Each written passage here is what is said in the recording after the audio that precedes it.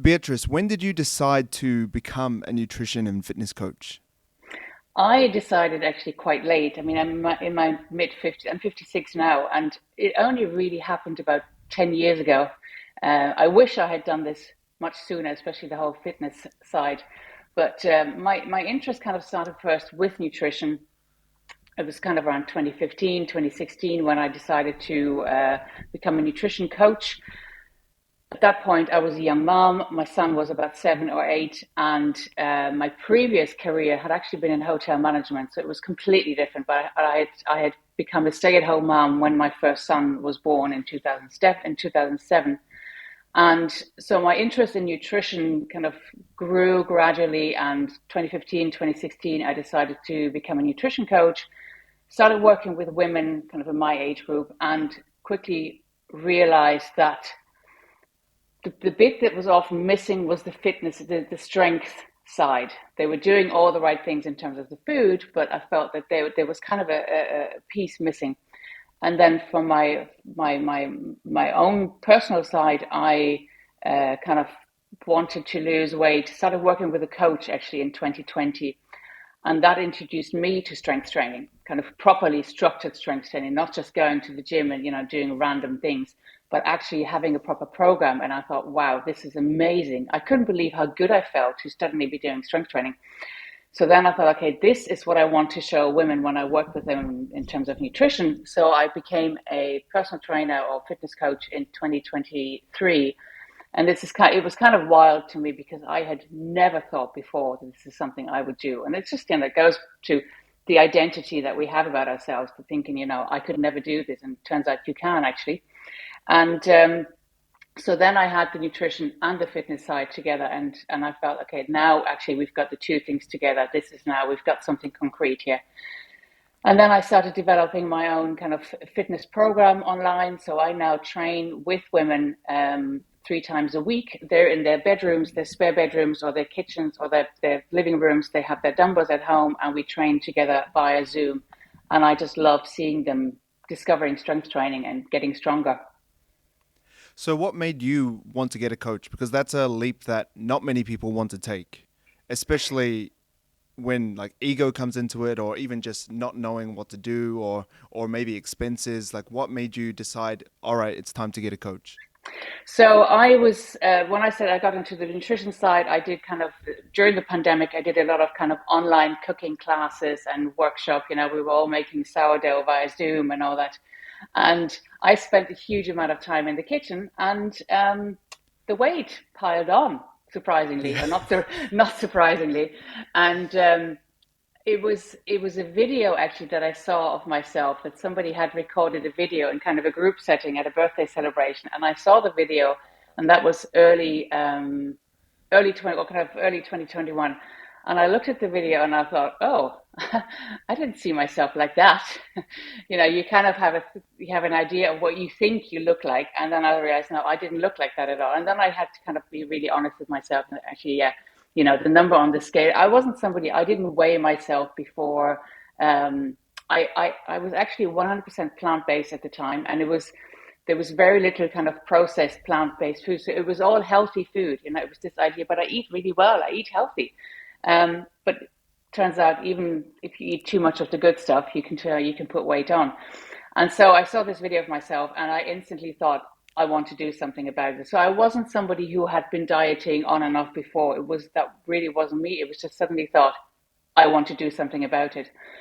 And you know what it's like. You've probably, you have followed somebody online for a while, and suddenly you realize that's the person that I need. And I found this coach online, and he was plant based. So I kind of thought, okay, this is somebody who's not going to tell me I need to eat chicken and Greek yogurt, because that's not what I'm eating. And so I worked with him and learned about macros and learned about strength training, and absolutely loved it. Worked with him for about 6 months and lost around 15 kilos in that time, and have kept it off. And through macros, through tracking food, but also through really understanding my own eating habits, my behavior around food. Um, Like I said, I wasn't somebody who was yo-yo dieting before, who was restricting. I was the kind of person who was easily overeating, a little bite here, a little bite there, and then before you know it, it all adds up. So what's been the trick to keeping your weight off? Once again, a lot of people cannot do it. Yeah. They do an 8 week challenge, they lose 10 kilos, they lose 15 kilos like you have, and then 8 weeks later they're kind of back at the same spot because the habits haven't been sustained. Yeah, that's really interesting. And I have spent a lot of time in the last 2, 3 years really trying to, or not trying, but figuring out what was it that made me not put the weight back on. So first of all, the macro tracking, understanding, where protein is, understanding where carbohydrates are, fats are, fiber, and all these things. And I look at it like it's like a game of Tetris. You go through the day and you have your meals, and then at the end of the day, you realize, okay, I needed a bit more protein here, and I need a bit more fat here, and not just looking at the overall, like not just calculating or counting calories, but actually really understanding what's in 100 gram of chicken breast, what's in 100 gram of oats, what if I eat this food, what is that giving me? So really kind of analyzing it. That's the first thing. And then, like I said, really understanding my behaviors around food. Because in order to build a new habit, you have to first understand what your old habit is. You can't just create new neural pathways. You have to also understand which are the pathways that you've created for decades before. If you have a habit of having little bites here and there or finishing your kids' plates, if you just try to build in a new habit, these old habits eventually are going to catch up with you. When you get stressed, when life gets a bit messy, you go back to these habits. So really understanding what your old habits are and then working to change them. So for me, it was things like I found it really hard to throw food out, dealing with food waste. Same, Yeah. same. So, I'm like the garbage disposal in the house. Like if my wife doesn't finish anything, my daughters don't finish anything. If friends and family are around, they're like, "Brock, have the rest of the sausages. Come on." Like yeah. that's my role. That's my identity. Yeah, I know. But the thing is, you're not necessarily eating the foods that are good for you. And you end up overeating. Plus, you're kind of treating your body as the garbage bin Yeah. because you think the food's too good to be thrown in the garbage, so I should eat it, which makes no sense really. So, there's various strategies. Number one is I'm constantly throwing stuff in the freezer.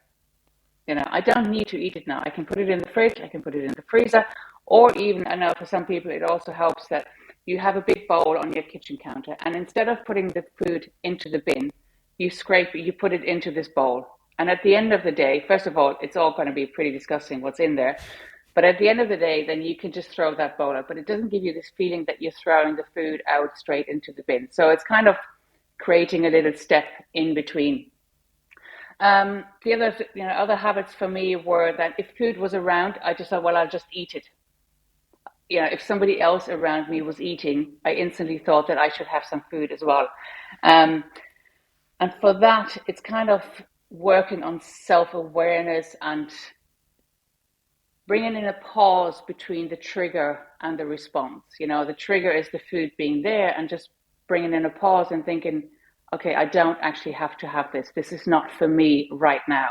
It's not that I can never have it. It's just right now, it's not for me. So it's just little habits that I think that's one of the most important things, actually working on your old habits. Because like I said, if you're just trying to bring a new habit, you don't actually understand that you're trying to work against your nervous system, because your nervous system has created all this language in your head around food, this language around your eating behaviors, and you need to actively work on changing that before you can bring in anything new. So, for example, with that previous habit of you pausing before the trigger, okay, the food's there. Do I really need it? No, I'm going to stop. Let's say you don't have that willpower, which a lot of people don't. Do you Yeah. buy into the theory of you buy what you eat, so just don't buy it? Or do you think that's too restrictive? That's too black and white? I think I think as with anything, there's no one size fits all. I think for some people it can be helpful to just not have the trigger foods in the house. If you can, if it's a chocolate or whatever, or candy, whatever it is, if you can't not have it in the house, then don't have it there. But the reality is, if you have family or you live with other people, maybe they want it in the house. So it's going to be around. So you kind of have to learn to live with it. And it's actually kind of doing overall work on self-awareness and mindfulness. When you start doing that, then you can eventually bring that into your your reactions around food as well. So if you bring awareness into how you react to stress going on around you, how you react to somebody shouting at you in traffic or somewhere, if you're able to kind of slow down your response, then eventually you can bring that into your behavior around food as well. So for one person, it might be more helpful to not have the food in the house, but then for other people, that can lead to kind of binge type behavior when they're suddenly faced with that food. So in that case, it could be more helpful to give yourself permission to have that food a little bit every single day so it becomes normal. And it's not something that there's something, it's called last supper mentality, which is when people think, oh my God, this is the only time that I'm ever going to eat this and I'll never eat it again. And they binge on these foods because they never have them around otherwise. So if you have them around all the time, it can just mean they become totally normal, and you can have them. Excuse me, you can have them again tomorrow and the day after and the day after. So Yeah, there's there's not one response for everybody.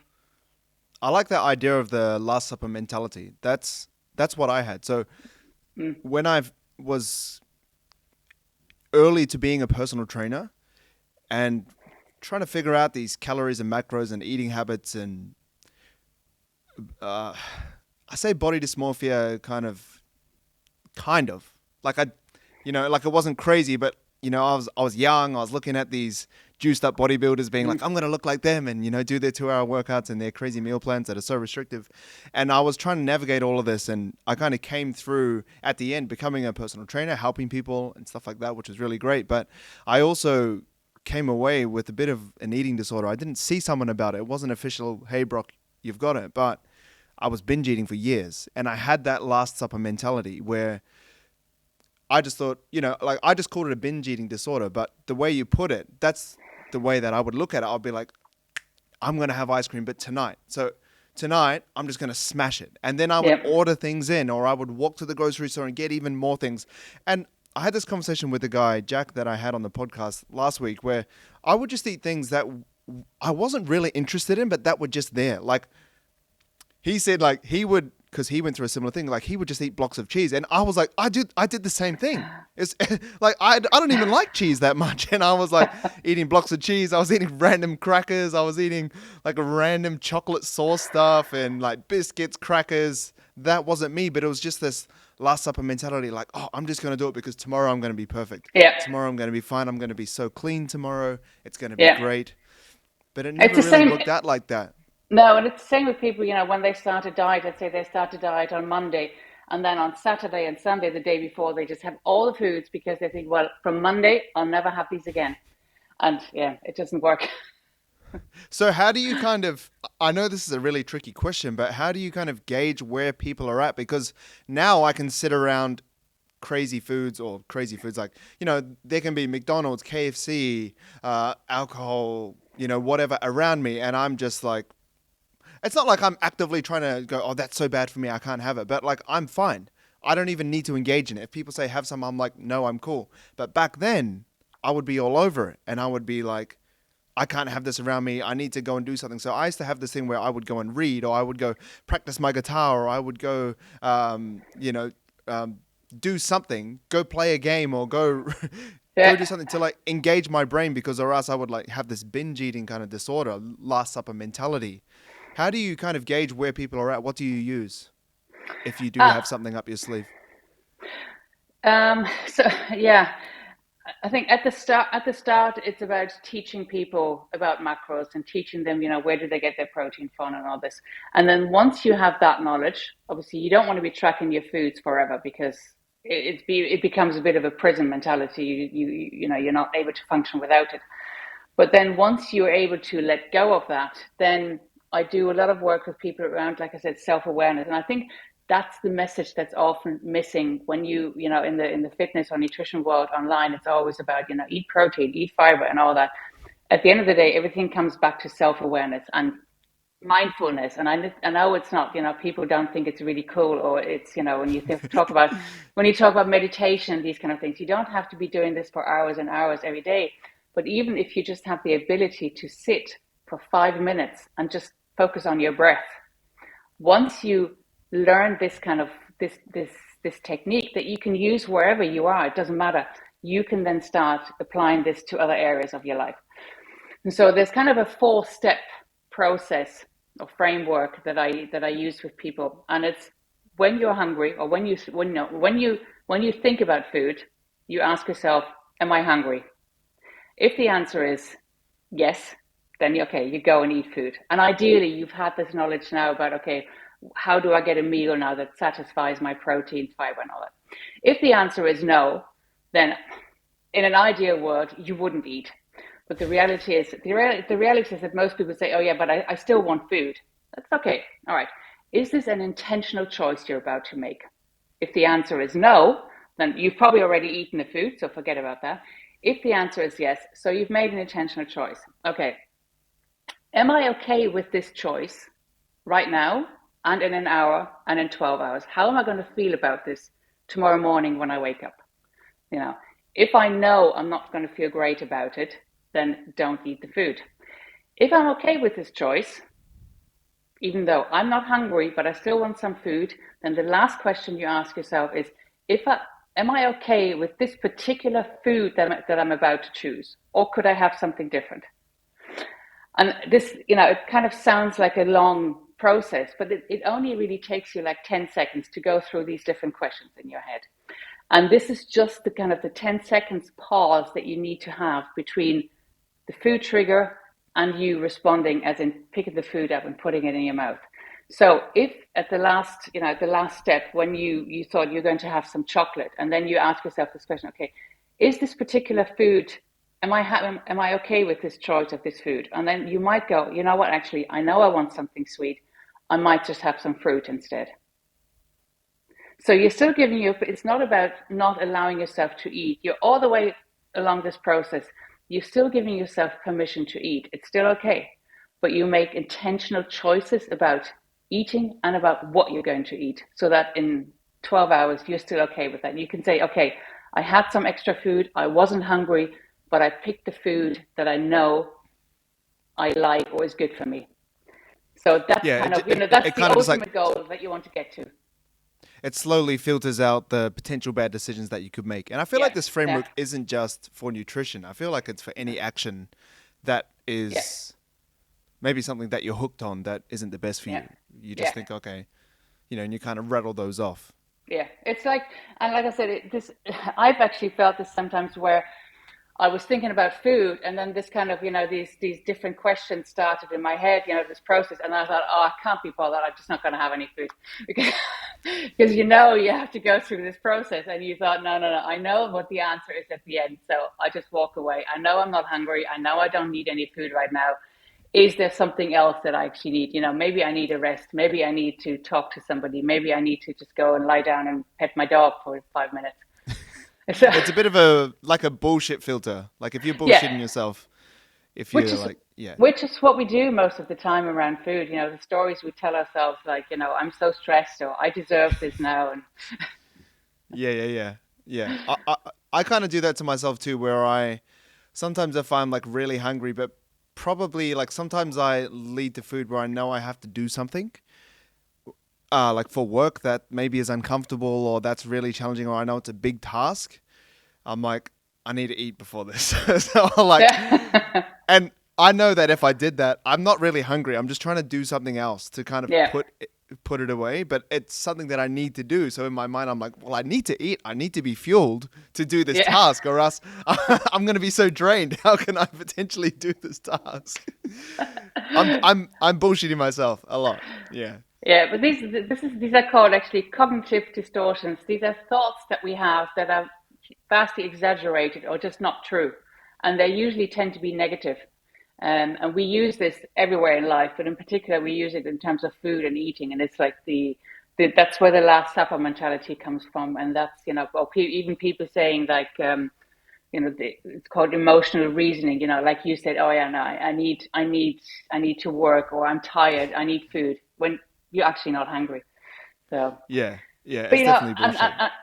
I think ultimately, if you manage to keep the weight off, it's yes because you're still walking and you're still, you're aware of calories and all that, but it's actually because you started the work in that area. Yeah, and I think one of the underlying things that needs to be said as well is that the knowledge of calories and macronutrients and fiber and how that impacts your body, even meal timing, potentially supplements, having that baseline understanding adds to what we're saying here. Yeah, But often it's this or that. People think, oh, like tracking calories and macros, like that's just obsessive. I'm not going to do that. And that's just like, that's bad for my mental health. For some people, it is. But also, people that often talk about eating intuitively or having self awareness or mindfulness have had years or potentially months of tracking their calories. So they do have that. And I feel like as coaches, we do need to put that out there because yeah, often I push calories and macros with clients that are new to me and they're like, oh, that's not really for me. But then it's hard to be intuitive when you have literally no awareness of what you're eating. And it comes back to that awareness or mindfulness that you can only really achieve in cooperation with that knowledge. yeah. I think I see a difference actually between intuitive eating and intentional eating. And intuitive eating, yes, can be or should be, or ideally is the goal for somebody who's been extremely restrictive with their eating behaviors before. So for them, it is about really allowing themselves to eat any kind of foods without guilt, without punishment, and all that. Whereas eating with intention is, like I said, really being aware of the choices that you're making. And calories have had a really bad rep in the media and in society, but there's no way around. If you want to lose weight, at some point you have to think about calories, and you're probably also stepping on the scales regularly, and if you're keeping the weight off, you are using certain tools for self accountability, like you know you're still weighing yourself, or you're taking measurements, or you're taking photos, and it doesn't have to be excessive. It can just be a way to hold yourself accountable. um, so I think intuitive eating is great, but it is really only for a very small portion of the population, because it can for anybody who's had a more history of overeating, intuitive eating can be really really difficult. And Yeah. yeah, just try and eat with intention, knowing, being really aware of the choices that you're making. Yeah, I think so too. I think that's a great input. And I've never really heard it broken down to intuitive versus intentional eating because when intuitive eating initially started, that's what the kind of two camps were. Like Mm, intuitive eating was like, know my body, blah, blah, blah, all that kind of like woo woo stuff. People going like, oh, now that just sounds airy fairy. It's all calories and macros. But I feel like intentional is kind of that in between. yeah, And you have that awareness, but you also know the power of calories and macros. I kind of want to touch on this post that you talked about. You talked about hitting protein and fiber, but also considering the processed intake. So you kind of had uh, two sides of the screen. And yeah. your Instagram is great, by the way. Thank A you. great follow if you're not already following. It was like a high protein, high fiber diet, like kind of the same, but it was 80% processed, 20% unprocessed type meal, and then 80% unprocessed, 20% processed. Then it was such a different plate. Yet if you were just being the macro bro, like we were talking about, like Yeah, just hit your protein and fiber, bro, and you're all good. It can be a very very different diet. And to come back on what you touched on earlier, I feel like that's what the next kind of movement is in the industry. Or maybe it's just online, but I feel like people are like, sweet, I got the calories and macros thing, but what's next? And I feel like that's where the conversation around processed foods and percentage of kind of foods, whether they're kind of like delicious versus nutritious, I feel like these conversations are really coming to the forefront of what people are consuming. yeah, absolutely. I mean, the whole term of processed and ultra processed really came into play in the last couple of years, and it's a very valid point. Ultra processed foods are highly palatable. They are engineered to taste good and to make us eat. more of them. The food industry is spending millions or billions on that every year. There's no doubt about that.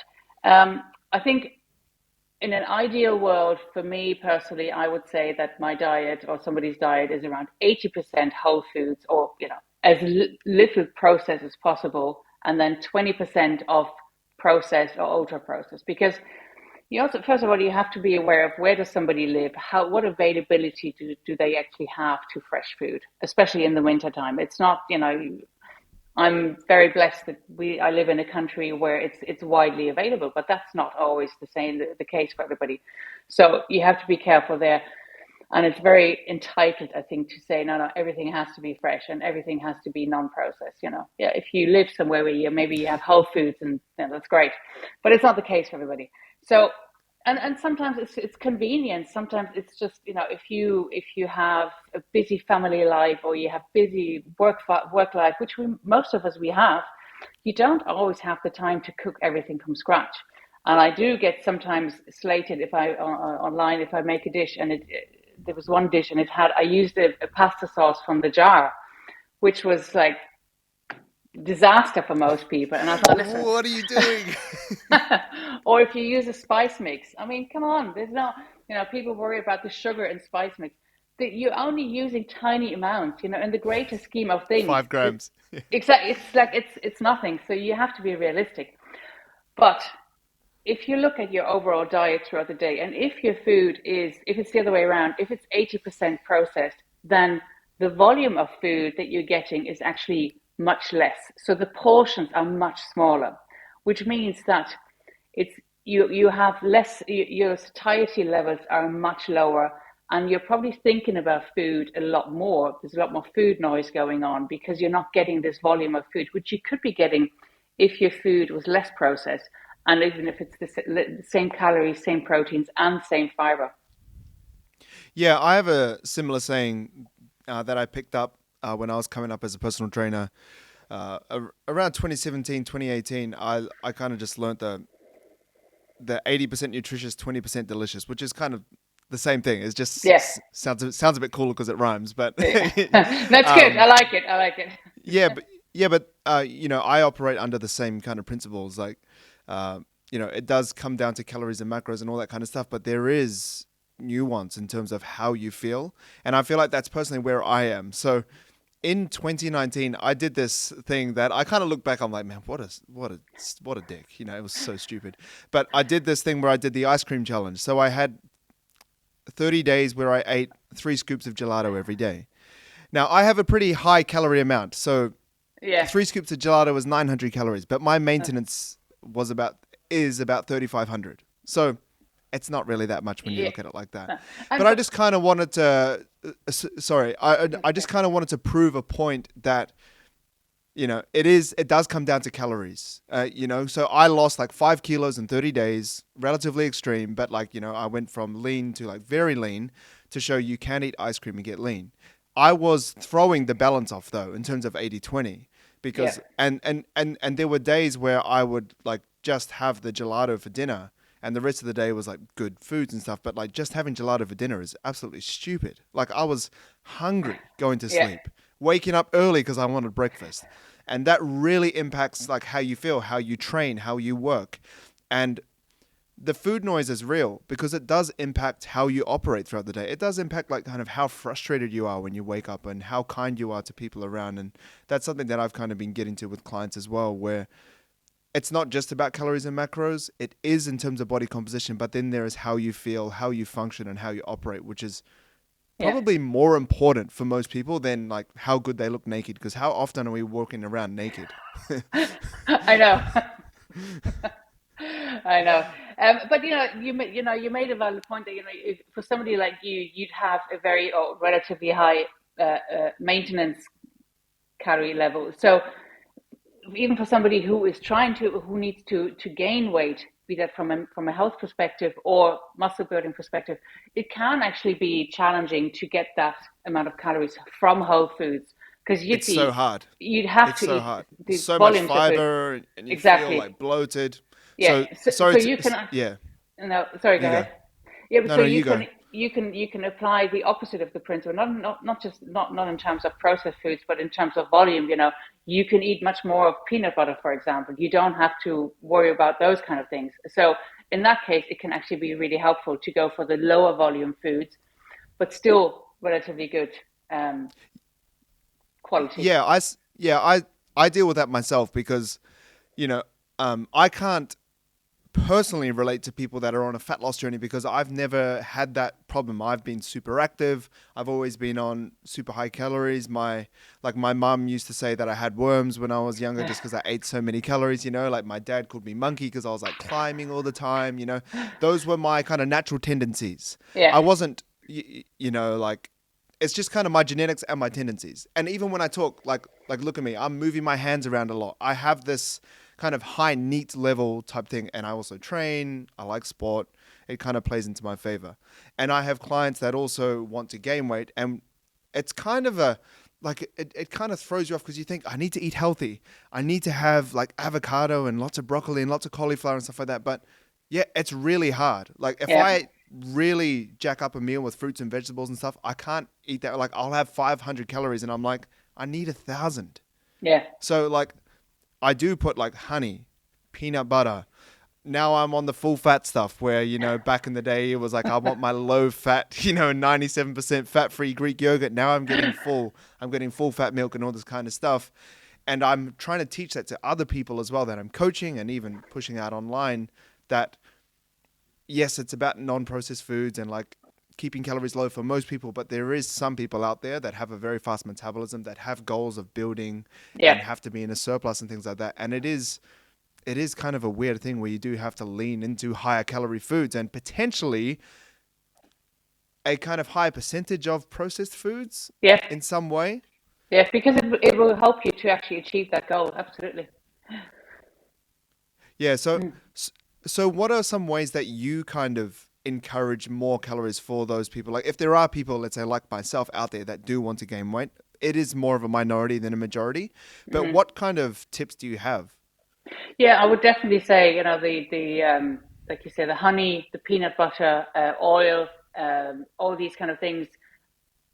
They're easy to add and they're easy calories to add because they're relatively calorie dense. And yes, actually keeping the volume of food a little bit lower because, like you said, otherwise you get so much fiber that actually you'd feel uncomfortable. It And is. splitting it up, into several meals. If you don't want to have just 3 meals, make sure you have more, like 4 or 5 meals, so you can split them into smaller meals, and just trying to find a rhythm that way.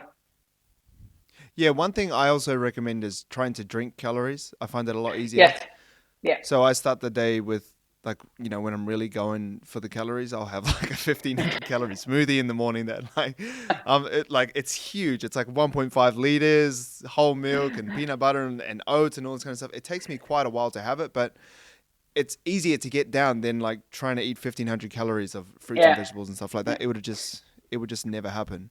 Whereas you see, Um, the majority of my clients would be the opposite. They, like, 1,500 calories would nearly be their daily allowance if they're in a calorie deficit. oh yeah, yeah, yeah. Usually kind of 17, 16, 17, 1,800 calories. But then there is this fear of eating, not fear of eating, but what I often hear is, especially if I kind of show my portions, people will say, "Oh, I could never eat this much." And then I say, "But you have to understand there's a difference between calories and volume of food. This plate might look big, but it's only 400 or 500 calories. So it's a relatively decent sized meal. If you're somebody who's eating 17, 1,800 calories a day, then that's kind of what you want to go for. But people just look at the volume and they think I could never eat that much. So it's actually getting them to eat more and understanding that they're not getting more calories. So how do you convince, and it's often women, Yeah, how do you convince these people to eat more? Because I get that too. Like I train a few women. I do predominantly train men, but I do train a handful of women that are on, somewhere between 15 to 1,800 calories, and they're like, that's too much, or like I can't eat that much. Like, can we be on 1,400? Like, can we try 1,200 first? because How do that's you the kind of because and I how do you said walk that's them back off the plank? yeah, because they'll say, "Oh, I can only lose weight at 1,200 calories." Yeah, but it's not working, obviously. And maybe um, it's not 1,200. yeah, and that, yeah. It takes time. It takes time, and in that case, sometimes it's helpful for somebody to have a meal plan where you give them specific recipes, and you actually bring them to get them to cook these meals, and eventually over time they realize, okay, I can actually eat this much food, and it's a case of practice and giving it enough time. Yeah, and is your stance meal plan focused, or do you more like do you encourage tracking? Does it depend on the person? Do you encourage not tracking and just I don't know, fistful of protein, fistful of carbs type of thing? Like how do you operate for yourself or for your clients? So I always encourage tracking, and I tell people to look at it's a tool, it's a skill, it's like learning a language. At the start, it's a bit annoying because you have to learn your vocabulary, you have to learn the grammar, and you feel like you don't understand any or you can't understand anybody. And tracking is the same thing. It's a bit tedious at the start because you have to get used to it, but the more you do it, the easier it gets. And it's a tool that you can have for the rest of your life. At some point, the training wheels come off and you don't need to use it anymore. And when somebody says to me, oh, but I don't like it, and I've tried it before, it didn't work. I always try and say, okay, first of all, what kind of method, were your meals, did you have like 15 different ingredients in your meals? And were you changing meals every single day? Whereas, if you repeat your meals and you have kind of simple ingredients, make it break it down as simple as possible, then it makes it easier. But also, what's the mindset? What is it that you think is difficult? Or why do you think this is not for you? Sometimes it's just again, it comes back to our nervous system. It's something new and that we don't know about. So we instantly say, oh no, that's not for me. And you just have to kind of push through this discomfort of trying something new and having to sit down and learn your vocabulary and your grammar until eventually you get to the point where you think, oh, actually, now I can talk to somebody. I'm now learning the language. Now it's making sense. And it's just the discomfort at the start. You have to push through a little bit. Yeah, I agree. And I think, even small things that I do and kind of pass on to clients, but you kind of get it over time is, yeah, I just have the same 3 to 5 meals on repeat and I Yeah, just copy them to different days. I just yeah, can't be bothered. I'm like, I don't yeah, I don't want to do it either. But also I'm a terrible cook. So, if I was good at cooking, maybe I'd be a bit more frustrated and, be worried about the spices and the portions and things like that. I don't cook. I'm like a pre-made meal guy or like an overnight oats guy or like a quickly kind of cereal or just throw like yogurt and berries in and then just like walk away and eat it. I'm happy yeah. with that. But saving meals and doing things like that, scanning barcodes, that saves a lot of time and can often uh, help people. I think one thing that really screws people up is traveling and like for work and being on the go. Do you Yeah. have tips for people to try and navigate those situations? Because that is a big one that people struggle with, and it's going to be a big one coming up. With it being December, Christmas coming up, people are going to be kind of out of their comfort zone, out of routine, surrounded by food as well.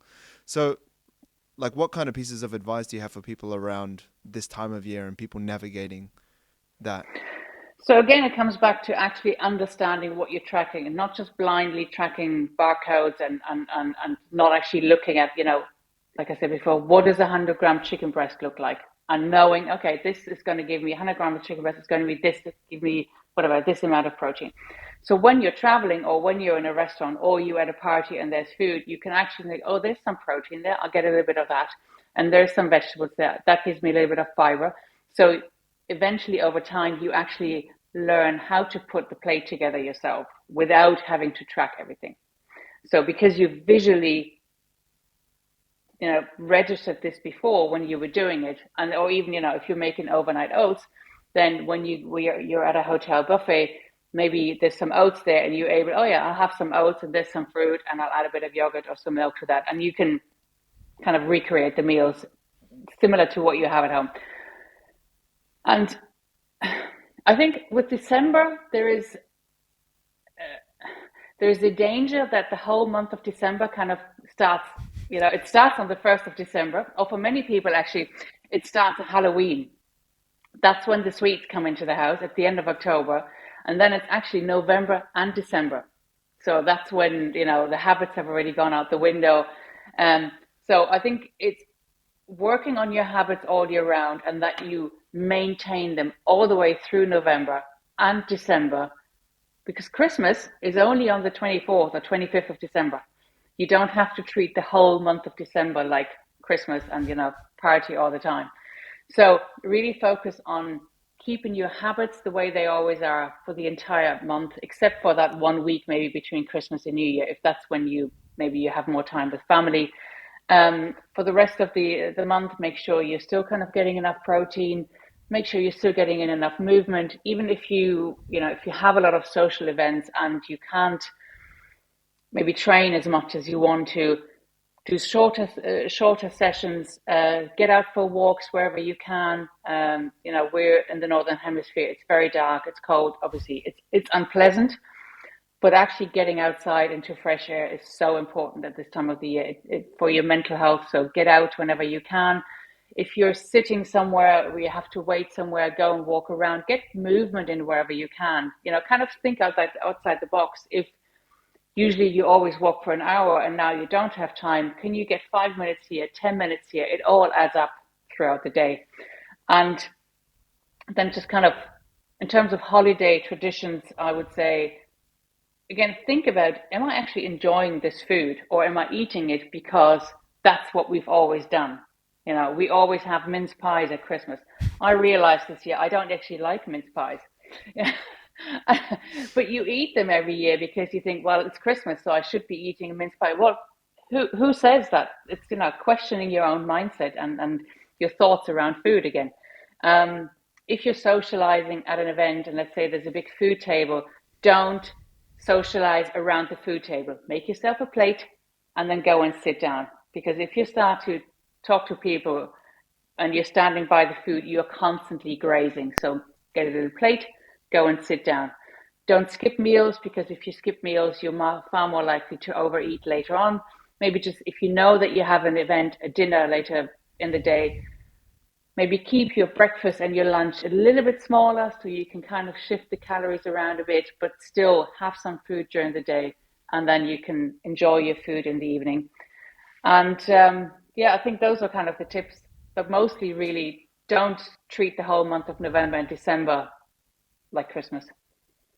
Yeah, I think those are really great things. I think one thing that I really like and that I've personally been working on, not that it's a deep struggle of mine, but just not sitting by the table, because you do find that like you're just grabbing stuff just because, like you're just Yeah, talking and eating, and then you see people around you eating in your peripheral vision, so you're just kind of like, oh yeah, we're all just like constantly eating, right? But yeah, when you go and actually having kids helps, because I'm just chasing around my yeah, toddlers at the moment. The second one's just starting to walk, and like now I kind of have no choice. I'm not sitting down and eating and stuff like that. I'm like yeah, chasing them around.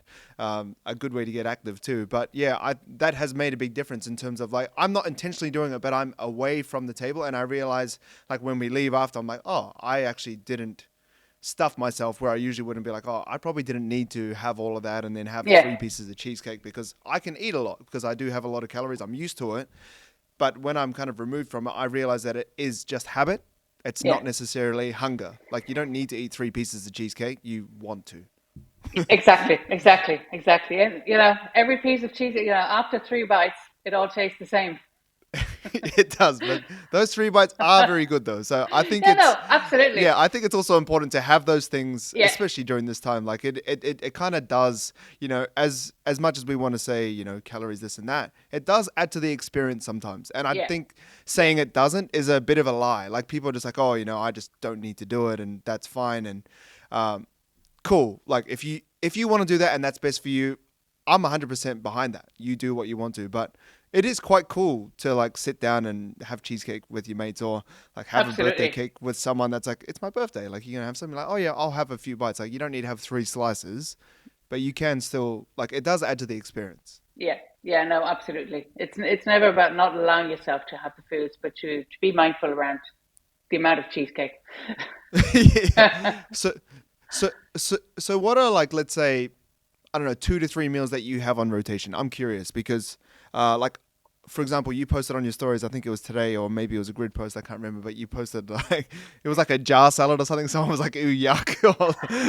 Like, what are some meals that you have on rotation, regardless of people's opinions on them? Yeah. So yeah, breakfast I have. on training days, I will have something which is like baked oats or pancake bowl, I think it's called in some places. So it's like basically like it's like overnight oats, but you bake them in the air fryer then in the morning, and that I just have that every day after or every time after my training. I actually put it in the air fryer before I start my training, and so during my training, the only thing I'm thinking about is my breakfast afterwards. Good But it's motivation. yeah, absolutely. But it's something like it's like you say, you don't have to think about it anymore. It's just it works, so stick with that. And then on the days that I'm not training, I have something like fried eggs with some extra egg white, and I have some slice of bread with that, and I have some extra Greek yogurt.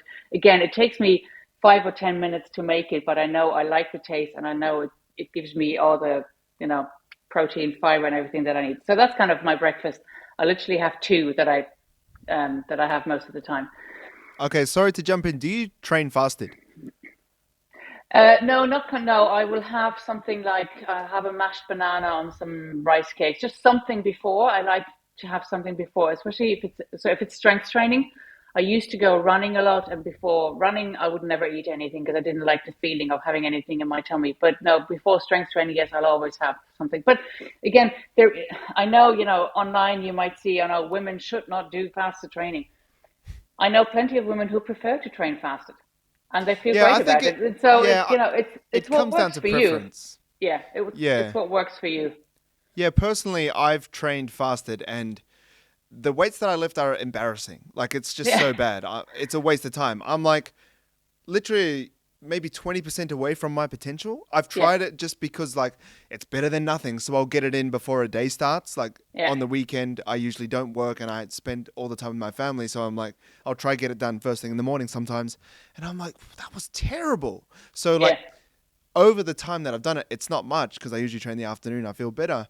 I like last time I did it, I had like a glass of whole organic milk, and then I had like a banana, and I trained. I got PBs again, and I was like, "Oh, that was easy." Like I just yeah, needed a little thing. It wasn't a huge meal because I was about to train, but that made a huge difference to me personally. yeah. Absolutely. And I had the same experience a few years ago where I wasn't eating before, and then one day I had breakfast before, and like the difference was just it was night and day. And I thought, okay, this makes sense now. Yeah, it doesn't need to be much, like you said. It doesn't have to be a full breakfast, just something that gives you a bit of energy before. Okay, so that's your breakfast. What about Yeah. like lunches and dinners and maybe Um, so, snacks if you have some? so lunch would be so I always have some form of protein in the house. It could be some cooked chicken, it could be tins of tuna, it could be there's always something that allows me to just throw a bowl together with some leftovers. There might be some rice or some potatoes, something from the day before. So I don't track that. I mean, I don't track now at the moment because I don't need to. But I can see or I know from previously when I've done it, okay, I need this amount of protein, I need a little bit of maybe some sweet potatoes, some salad, and I just throw it all in a bowl together. So that again takes me 5 minutes to make that. Sometimes if I have to go out, I'll make a wrap. So it's basically the same thing. I'll throw the protein and the vegetable, everything into a wrap and then bring it with me. Very easy. So that's usually lunch. And then dinner is kind of what we have as a family. So my son is 18 and he's 6'5", so he can eat a lot. Hey. Yeah, and it's actually really important that you realize that you cannot eat the same portions as the person next to you. And that was Good luck actually, with that. yeah, it's actually something my husband had to realize that he's 50, he can't eat the same portions as the 18-year-old. He thinks he thought he could, and then he realized no, actually no, I can't. So you have to really focus. Okay, what's suitable for me? But it's usually so I will have the same. What we eat as a family. Sometimes it can be lasagna. Sometimes it can be steak or fish. But there's always vegetables with it, and I just adapt my portion to what's suitable for me. And again, that comes back to experience with macro tracking before that I know, roughly what should that look like on my plate. So what about something sweet? Anything So, there or no? so something sweet. So one thing I probably one of the habits that I changed is the constant snacking because that's where most of the weight gain is happening. So snacks would be quite simple for me. It could just be some Greek yogurt with some berries, a little bit of honey, or some fruit. that's, I'm not, people often ask me, oh, can you give me some snack recipes? And I'm like, literally, I You don't don't need spend one. I don't spend much time on thinking about it. I have a Ninja Creamy. I do like that. So occasionally I'll have that, but otherwise I'm not a big. I really try to. I think that's a really important habit also for anybody. If you have to lose weight or you want to keep the weight up, is to really focus on your main meals, and you want to be really excited about your main meals. And I feel like I love my breakfast, I love my lunch, and I love my dinner. And if I have a snack, could be in the afternoon, then it's because I'm hungry and I don't want to spend hours thinking about it. Then it's literally just quickly having something that's easy and that's, like some yogurt or cottage cheese or with fruit or honey or something. But I'm really excited about my meals. Yeah, that's something I've always naturally had. So I dislike snacks. I Yeah, don't like it. I love this feeling of like that kind of feeling where you sit back and you go, "Oh, that's so good." I like that. So when people offer snacks, I literally I kind of see it as like, no, that's going to take away from that feeling of going, "Ah, I've eaten so much." yeah, Like so I've never really had a desire to do that, but I do agree with you that usually when people gain weight, it is the snacks. It's the I'd say the 300 to 600 calories that you have extra on top of the yeah, meals. And literally, absolutely. if they just cut that out, they would be pretty fine. It's like the random protein bar, and like it could still be healthy. It could be the random sandwich, the random wrap, the couple of sushi rolls that you grab on the go that you don't really need, but you just kind of grabbing it because you always do, or it's a habit, or you want that feeling of eating something. But when those get eliminated, I find that people become much more successful, and they do, like myself, experience more satiation or like I don't know what the word is, like comfort from a Yeah, meal in some yeah, way, and that's what I really enjoy yeah, personally, like that yeah, big, and like these big hits of food. yeah, and I often saw that, or I see that with people who are snacking a lot, especially on kind of ultra processed foods, that actually they're not even interested in any kind of meals anymore. They're just going for the snacks, and that's basically your nervous system looking for the dopamine kick, and you're not getting it from your meals anymore. So you need to get it from the processed foods, and they've kind of lost the ability to actually cook or the desire to cook proper meals for themselves because they spend so much time snacking. They don't even have the kind of physical hunger symptom anymore because they're constantly snacking. So your body doesn't know, or you don't even know what it feels like anymore to actually be hungry and to want a meal. Yeah, I agree, and I think also something I experienced since my 30-day ice cream challenge change my transformation is like so me and my wife, like when we were boyfriend and girlfriend and dating, like we kind of bonded over ice cream. She always ate it, I always ate it. It was like our kind of connection. um, but as we kind of started dating, we got married and all that kind of stuff. Now we kind of don't really have it, and like what I really gravitate towards now is fruit, and it sounds so lame. Like that clip is never going to go viral. Being like, I love fruit. You know what I mean? Like I have fruit as dessert, Yeah, but I I feel like it tastes so much better when you don't have that ice cream, and when you don't have the constant processed foods, which I've pretty much eliminated. Like fruit tastes amazing to me now. Like when yeah, I had an apple for dessert last night, and I was like, this apple is amazing. And when you have grapes or like a real awesome banana or like I really like a refrigerated apple that's like super crunchy. Like yeah. it tastes so much better. Like my taste buds are like enhanced. I don't know how else to explain it, but when you kind of remove that stuff, like it's good for you. It's high in fiber. There's lots of nutrients packed into fruit, and it tastes great. Like that's my dessert at the moment. It's lower in calories too. Like I'll eat like a half rock melon, which is maybe like 100, 200 calories or something like that. But like you're eating so much, like it's a whole bowl, Yeah, and then I'm yeah, stuffed. I'll have a kiwi and an orange too, and I'm like I literally can't move, and it's so good for you, and it's like a big volume of food, but not a ton of calories. yeah, and I think the more you do that, or when you do eat the ultra processed foods, you suddenly think, oh my God, this is so sweet. This is actually pretty disgusting. It's not actually nice. And your taste buds just become destroyed because of that. And when you eat a lot of the ultra processed foods, when you eat fruit, you don't find it sweet enough. But I totally agree with you. And what I spoke about earlier on, the kind of the 4 steps, the asking yourself these different questions. When I get to the last step, as in, am I happy with this particular food choice that I'm about to make. And let's say it was chocolate, just because chocolate was there. And I think, no, actually, I know I want something sweet. I'm just going to have some fruit instead. And you eat the fruit and you think, yeah, this is just what I needed. It's fine. I didn't need to have the chocolate. Now, again, it's not about not allowing yourself chocolate, but sometimes when you want something sweet, you can have fruit instead. It doesn't need to be the ultra processed foods. Yeah, and it doesn't need to like take a lot of time. You just grab No. your fruit and eat it pretty much. And that's what I personally like about it because I'm just, something that I just want something that's going to be quick and easy.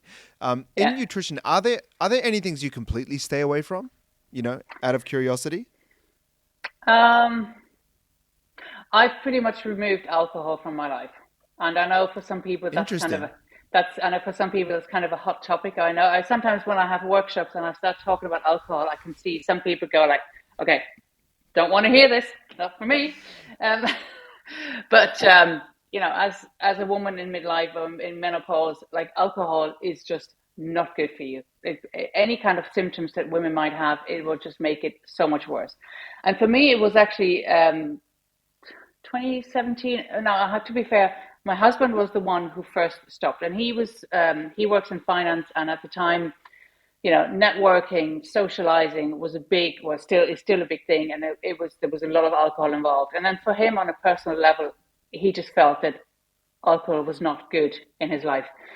And he had listened to this book called one of the Alan Carr books. I don't know if you're familiar with Alan Carr. It's kind of it's neurolinguistic programming. His first book was about giving up smoking, but they've moved it into all different directions. And this book was about how to how to stop drinking or how to control alcohol. And my husband listened to the book, and I could see. I mean, he's Irish, and you could say it's in their culture with alcohol, even though it is actually it's everybody's. It's the culture everywhere. But he was from one day to the other. He had no interest in alcohol anymore, and it wasn't a case of I'm never allowed to drink it again. I just don't want it. I'm just not interested. And I thought, wow, that's interesting.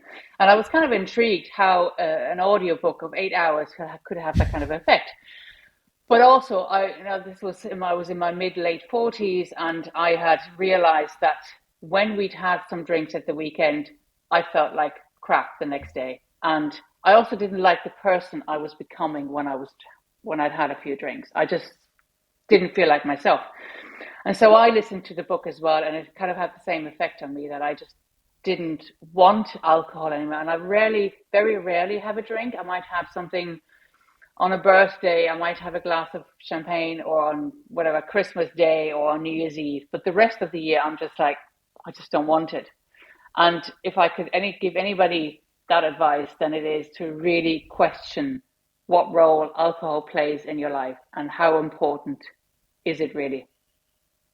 So, what was the thing that was the straw in the camel's back for you? Was it just the like you didn't like the person, or like that you were becoming, or that you were when you were drinking, like you said, or was there like a line in the book, or was there like an example in the book that kind of spoke to you or spoke to your husband? I'd love to know. No, for me, I think deep down inside, I was already kind of starting to become more interested in fitness. And I already realized, okay, at the time I wasn't, I was going to the gym to do classes. And obviously you had to sign up before, you had to book yourself in. And I'd realized, okay, well, if I'd had a night out, then I wasn't feeling great the next morning, and I was far less likely to actually do the class. And it was kind of, when you're at the turning point or the crossroads, and you think, okay, what's more important? Is it the socializing and the drinking, or is it the going for my workout? What actually makes me feel better? And I think internally, I already knew that actually the working out and looking after myself makes me feel better. So I just had to take this step then to try it out without alcohol. And it's not easy at the start. It's your social life changes completely. Your circle of friends can change completely, because suddenly the people that you were hanging out with before, they don't really like you hanging around and not drinking alcohol, because in a way, and it doesn't really matter, because it doesn't matter to me what other people think. It just puts a mirror in front of their own behavior, and so people get uncomfortable with it. So Were there any uncomfortable conversations or friends that had to be cut? Like, because I coach people, I know people and have known people that went through and are going through a similar thing. They have this friend circle that they love, it's their best mates, it's their colleagues, they've had all these shared memories, but then they have this new body transformation or fitness goal that they want to pursue, or just this better self. Not saying that alcohol is the ultimate destroyer of an improved Mm. self, but it can get in the way of the person that you want to become. That's probably healthier, that probably has a bit more muscle and less fat, and can have more energy on days where they maybe don't when they are hungover. So, like, what what was that process like of trying to be like, hey guys, I'm going to start going this way? It kind of happened gradually, and there weren't any specific conversations around it, but it yeah, it happens gradually that you just go. You're not going to the end to the night outs anymore. And I think my husband actually had an experience where he was literally removed from a WhatsApp group because they thought, well, he's just not. He just can't be. And he just, he actually thought. I mean, obviously, in the moment, it's like, what the hell? But it's interesting because looking back, that some of the other people have also stopped drinking alcohol and have changed their life, and maybe we were just the first ones to do it. But it's a really interesting concept, and we talk about people sometimes not doing things because they have a fear of failure, but you can also have a fear of success. You know, what happens when I turn into this person that I want to become? And people can be afraid of that, so that they're actually not doing it because they're if you tell people, well, if you start looking after your health and your fitness and all that, your life is probably going to change or could potentially change completely. And it's a good conversation to have as a coach as well with your clients. What could that potentially mean? To prepare them for that. You know, potentially it could mean that this particular friend that I'm having and that I'm seeing for nights out every weekend, maybe I might not spend that much time with that person anymore. It's not because I don't like the person, but it's just because this is important to me and I want to achieve this goal. So, it's not always the fear of failure. Sometimes it's the fear of success that holds us back from doing something. Interesting. Yeah. I've had a relationship with alcohol that has pretty much been non-existent my Yeah. entire life. I kind of grew up around it in an environment where I saw a lot of alcoholism and like a lot of drunk people doing stupid things and just kind of like not feeling great. So I just decided really early on, like probably like 14, where I was like, that's probably not what I'm going to do. So I've always had a kind of circle that doesn't drink. Yeah. And I've found that, and I can't say that, oh, like I haven't walked the life of someone who does drink or occasionally drinks or whatever, because I'm kind of like just all or nothing in some ways. And especially with kind of like I found times where I have drunk where I just like drop it straight away. Like it just get like I just drink it really fast and just put it down. Like I feel like if I did, it would just it probably wouldn't be that good. I'd probably just get drunk really fast. But I kind of ended up creating a life, and maybe it's the lifestyle that I live. Like obviously, I work in fitness and have always been around sport, but like not really any of my friends drink, and I feel Yeah. like it'd be a nice word of encouragement. And obviously, I haven't had the life of someone that drinks, but I feel like you do kind of attract people that just get into the stuff that that you're into. Like you go to the gym Absolutely. and you might talk to someone between sets, maybe that becomes your best mate, or maybe that's just someone you see at the gym, but you kind of talk, and then you are kind of surrounded by these people that do similar things. And I feel like that can be an encouragement for people that are scared of it. Like, you do go to new places. You do, because if you're not going out and being social, you are going to do something else. And Yeah. I think, what you replace that with can be another opportunity to meet friends or to, I don't know, if you're like, I kind of want to stop drinking out because I want to take my career further. That gives you that extra time, like that extra half day on Sunday when you don't feel like shit on the couch. You can spend that building a side hustle or whatever you want to do. I feel like it's like people just think, oh, it's just going to be my life minus all the fun. But it Yeah. can be, that could potentially be subtracted, but you do have the other potential to add in other things as well. Yeah, I mean, people. It's exactly what you're saying. People fear that there's something taken away from their life, but I can only always say to people, this.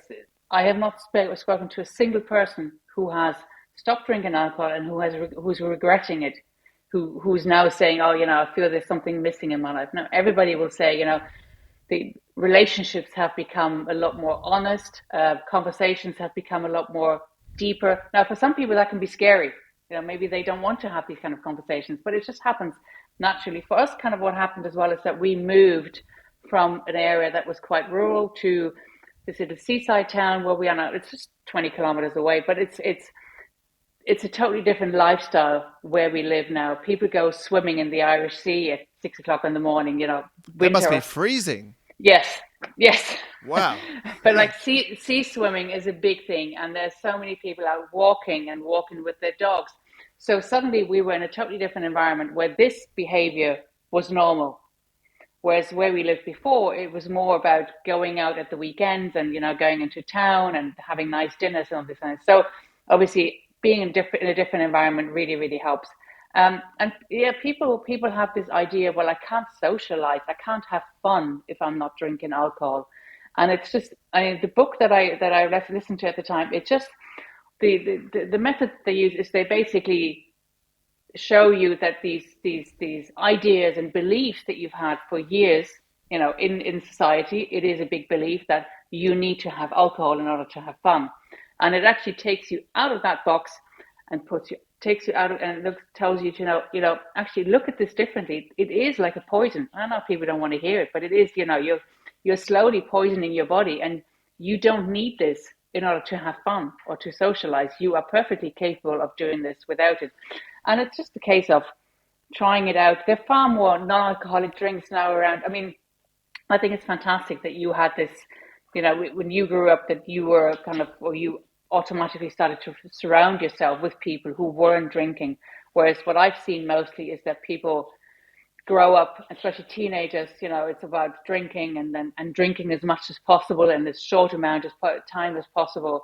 And that starts, and I could see it in my son's environment, like school parties and all that. It starts at when they're 15, 16. Yeah, it And does. it's really scary because the earlier kids are introduced to alcohol, the more likely they are to develop problems later on. So, if you can keep it away for as long as possible, then the better. So it's a big shift for people suddenly not to drink anymore. Yeah, there's a couple of things there because I played rugby. I'm from New Zealand, so the drinking culture is pretty strong, and especially when you play rugby and you're in a group of boys. Yeah. But yeah, I remember vividly. I was in a team that was maybe we were under 16s, under 15s, and I still remember the party because I wasn't that drunk. Like I had a drink or so, and I hated the taste of beer. My dad would be like, have a taste, and I'd be like, that's disgusting. I don't know why people are drinking this. And then my mum would give me some wine, and I was like, that is disgusting too. I was like, I don't know what. So I ended up liking like the most like female drink ever. Apparently, was like Bailey's and milk because that's what my mum had. So, so I really loved Bailey's and milk, which is like apparently like a real, like a real woman's drink. But I was like, whatever. But I was like going to these parties, and because I didn't really drink that much and I hated it, and no one ever had Bailey's, and I wasn't going to go buy my own because well, first of all, I was too young, but second of all, I didn't really care for it too much. I just saw them getting absolutely smashed, Yeah. and I was like, and then I'd see them at school, and that they're all telling their stories and all that kind of stuff. But because I wasn't really indulged in it, I just began to kind of see the ugly sides of it. And I kind of took life very seriously early. I kind of lost my mum at a young age. So I think I developed this kind of like very, I'm going to make the most of my life and not do stupid shit. So I just kind of grew up a bit serious. So when I saw that, I was like, I don't really want to do that. But yeah, it's very hard. And like to kind of step out of it though, because the people that were in it were just every weekend. Rugby drinks, and then rugby drinks is like every week they were like stuck in that loop. And it's interesting also what you said around the relationships getting deeper, because even though I haven't really drunk too much, when people around me were drunk and they were telling me stuff and they were really opening up like they never would when they were sober, it kind of infuriated me as I got older, because I was like, why don't you tell me this when you're sober?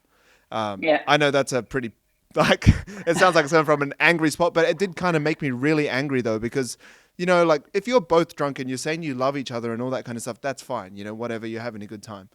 But I found that when I was sober, and I was probably young too, coming up, and obviously I had a bit of an emotional upbringing with my mum's passing. When people said stuff that they thought was nice, I kind of took it the other way, and I was like, this is more in my face as a bad thing because you're only saying this when you're drunk, and Yeah. it was more hurtful than anything else. Yeah. I'm very sorry that you lost your mom early. I lost my dad very early, so I can totally relate to that.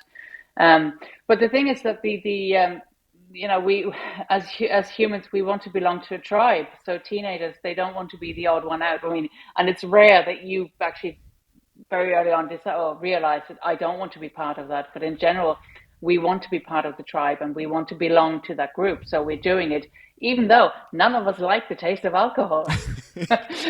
Yeah, I've never really come around. I still hate it. I don't get it. But It's anyway, like I don't. it's like smoking. I mean, I was a smoker as a teenager, Okay. and then in my early 20s. Why would you do that? I mean, it's disgusting. But again, your nervous system knows the outcome. I know it knows that you've done this plenty of time. It's safe, so you keep doing it, unless you actually actively work on stepping out of that box and seeing life from a different point of view. Yeah, for sure. Okay, so to wrap up the podcast, I sent you this. I want to. It seems like you are quite into books, so I want a book because I'm a bit of a book nerd too. If you are, you're laughing, so you might not be. A quote and like a habit that you do every day to improve yourself or around self improvement. Because, so just to give you a bit of background, I like growing up, I was a very big self help nerd. I've kind of moved out now as I'm growing up and kind of realized that I don't need to rely on motivation. I don't need to read a Tony Robbins book to achieve something incredible. But growing up, it really did pivot me because the environment that I was in, it wasn't a bad one. But I mean, like even with like alcoholism around and feeling a bit lost while I was growing up without my mum, I kind of really latched on to things like quotes and books and habits because I feel like they really went like, hey Brock, let's try go this way. So I still have a bit of a soft spot for these cheesy self-help things. Yeah, it's funny because when I was in my 20s and my 30s, I dismissed all the self-help books. I was like, no, this is just rubbish. Nobody needs that. And Well, a and lot now, of it is rubbish, but I was very naive, so I was yeah, like, yeah, this is awesome. yeah. But I think it's. I find it really hard when somebody asks me, what's the one book? Because I do love these books, and I love listening to them when I'm out walking. And I think it's not. I find it really hard to pinpoint just one book. I think it is the compound effect of all the books that you read or that you listen to, and you pick something, like you say, a little bit of this book and a little bit of that book, and over time it just helps you to become that person that you want to be, and it helps you to look after yourself. So sometimes when you would ask me what's the best book, then it's probably the one I'll give you, the one that I'm listening to right now, because that's the best one right now. Yeah, go But on.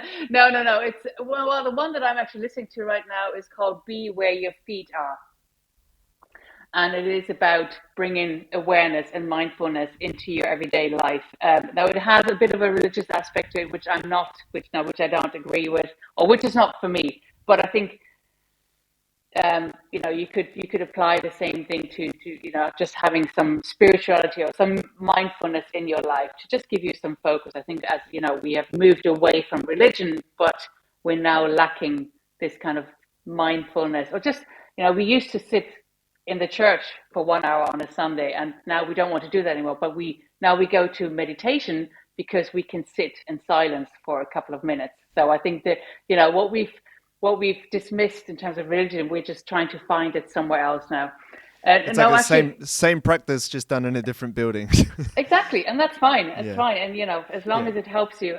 No, I think one book that I really enjoyed in the past it's called The One Thing by Gary Keller, and it helps you to really realize you need to focus instead of trying to go all different ways. Focus on what matters right now. What is my goal? And what is the next step that I need to take to get to that goal? So really breaking it down into system, into strategy, and then always focusing on the one thing that will bring you one step closer. So that's Yeah, in terms of books. I really like that. Sorry to jump in. There's a couple of things. So the thing that you're saying on the religious aspect of a book that you may not be absorbing as much as the I guess, resounding principles of the book. I had a similar thing when I read the book. There's a book called The Power of Positive Thinking by Norman Vincent Peale. Yeah, I read that, and it was pretty much like reading the Bible. Sometimes I was like, it was like a very heavy Christian book, but that has probably been one of the most influential books, and I didn't read it for that reason, but yeah, the aspects of gratitude and having a bit of a brighter outlook on your life and stuff really changed my life too. yeah. um but yeah, cool. And So okay, and I think that's probably why I dismissed all these self-help books in my 20s or my 30s, because if there was something in them that I didn't like, then I would dismiss the whole book. Whereas I think you can just take certain aspects of the book and say, this is really helpful, and I can that's helping me to move forward. yeah, I think books are about timing too. Yeah, I think there's a right book for the right time, and uh, sometimes people recommend a book and you're like, that sounds so lame. But then, if you recommend a book to someone else, they could think the same thing, but it's just not what they're going through. Like yeah, I read a book called The Obstacle is the Way by Ryan Holiday when I really needed it. I was going through a tough spot. And I was like, this book is changing my life right now. This is what I need. This obstacle yeah. is what I need. Like I really believed it. But if Everybody I, needs that book. yeah, but if I, yeah, exactly. But then if I read it now, I'd be like, I'm just not in that spot anymore. So Yeah, I'm not as ready to absorb it. All right. Sorry. yeah. I jumped in. A quote. A quote. I don't know if you're familiar with Viktor Frankl. Yeah. Oh, He, I've read the book. What The is it? Meaning of Life. Man.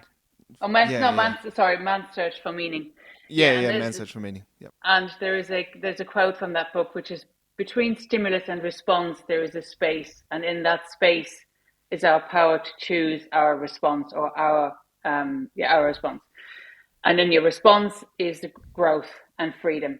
So basically, it comes back to, it doesn't matter what happens to you, it's how you react to it, and just taking that little moment of, how am I going to react? Or how am I going to react to this thing, instead of reacting instantly? And whatever that is that food? Is that somebody shouting at you? Is that somebody cutting at you in traffic? You always have a choice of how you respond to things. That's so great. That's awesome. And a habit, or it doesn't have to be a habit, but just kind of something that you do to lift you up or that helps you to get better. Walking. And kind of movement, ideally movement every day as soon as I wake up. So 3 days, on 3 days I train, and then on the other days, even if it's dark like now, I would get out with the dog, and doesn't matter, just to get out. I think movement creates momentum, and if you start your day with movement, you will continue that way. And so I have one dog now. She's a golden retriever, and we had another one before, and he was hyper reactive to everything. So the only way that I could take him out for a walk, because where we live there was loads of dogs around, the only way I could take it out was to walk early in the morning, which meant like being out the door at 5:30, 6 o'clock, because there were very few people around. And then when he died earlier this year, and then we got the other dog, and she is super happy. You could take her out. You can take her anyway into any coffee shop. So suddenly I didn't have to be out first thing in the morning anymore. And I realized, when I don't get this walk first thing in the morning, my day feels different. And so now I've started to do this again, that, even if it's winter and it's freezing outside, it's still nice to just start your day with some kind of movement. So if you can, and even if it's just a bit of stretching that you do, 10 minutes, 10, 15 minutes, or if it's whatever, some kind of yoga flow, anything to get the body moving will create momentum for the rest of the day. That's great. That's great. Well, Beatrice, thank you so much for coming on the podcast. Where can people, find you or work with you if they're wanting to improve their health and fitness with you? So mostly Instagram, Beatrice.Caffrey _ YouTube as well. My focus 2026 will be to spend more time on YouTube. It's a chore, I tell you. It's a chore. Yeah, I know. And also, maybe also moving into the podcast area. But yeah, it's all on the list. But yeah, no, so at the moment, mostly Instagram and YouTube, and also on my website, beatricecaffrey.com. Awesome. Well, thank you so Mm. much. I think you should jump on a podcast. You're great to chat to. It's been awesome to meet Thank you. you. We chat online before this for a little bit, but it's been Yeah. nice to unpack some real problems that people face with actually, real practical solutions, not just airy fairy ideas. And, like you have I was going to say your hands on the ground. You have your feet on the ground, and you're Yeah. working with people, you're training with people. You live it yourself, which is really great to see. And I love having these conversations because I learn from you, but also other Yeah. people can learn from what you've been through. And I like your perspective because not being in fitness the entire time, I feel like you have really cool ideas that come from creative thinking in an external way. I feel like if you're just like in fitness all the time, it gets really stale. You know, Yeah. Yeah. personally, I feel like like some people just miss. Like for example, people just like it's just calories and macros. That's it. Yeah. It's like no. Like obviously, that's not just people in the fitness industry, but it's like I like to see how you think. Kind of like three-dimensionally to attack problems in a Yeah. different way with frameworks, for example. Yeah. Yeah. Like the 4 questions that you ask yourself instead of just saying, "Oh, intentionally eat." It's like, okay, well, how do we do that? And then you have this Exactly. four-step framework. I feel like that's really, it's really palatable for people when they're trying to learn. So, thanks for your ideas. If you don't follow Beatrice, she's a great follow, and I appreciate you coming on the podcast. Thank you so much. Thanks, Brock. Thanks so much for having me. I really enjoyed that. Awesome. Cheers. Take care.